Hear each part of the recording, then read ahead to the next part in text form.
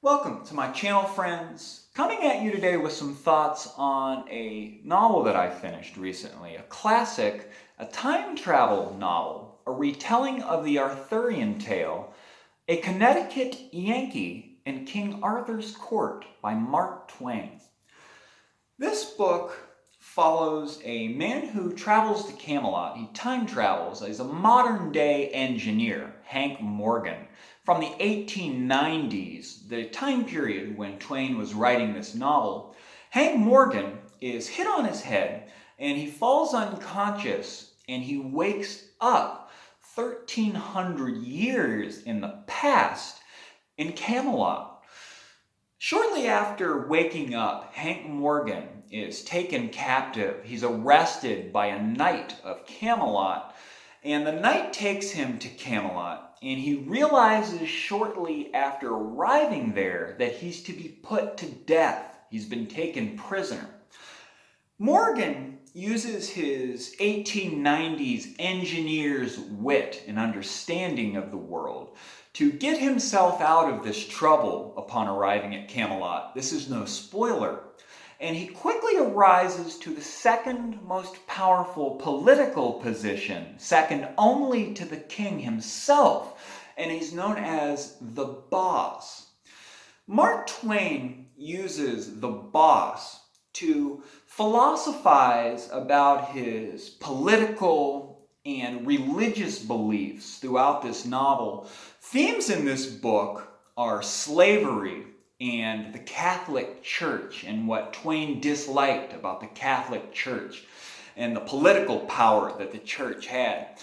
And Hank Morgan in this book brings his engineer's knowledge of the modern world, and he starts building telephone poles and modern machines and all kinds of modern technology from the 1890s, modern weaponry and printing presses and the newspaper.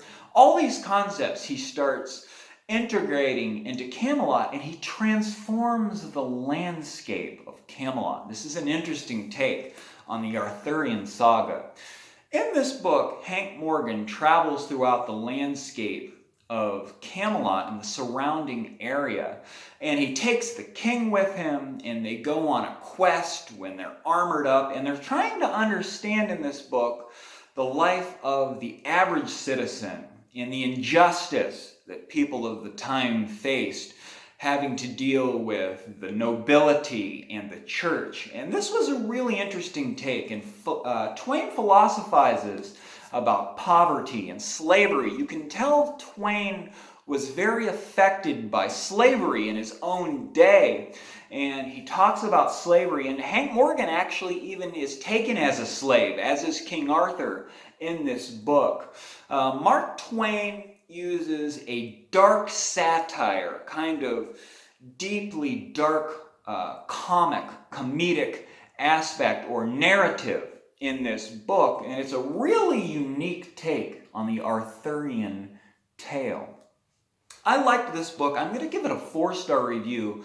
It was a lot better and a lot more fun than I thought it was going to be. Being such an old novel, I expected it to be dry and not really enjoyable, but I thought it was very well thought out, and I thought it was funny. I laughed out loud several times reading this book, and I thought it was fun and enjoyable for a modern reader. I really liked this book. It's the only Mark Twain that I've read. Now, the second Arthurian tale that I've read now, I read The Mists of Avalon by Marion Zimmer Bradley, and it was fun to see a lot of the same characters coming up in this book. Morgaine and the king himself, and Merlin was there, of course.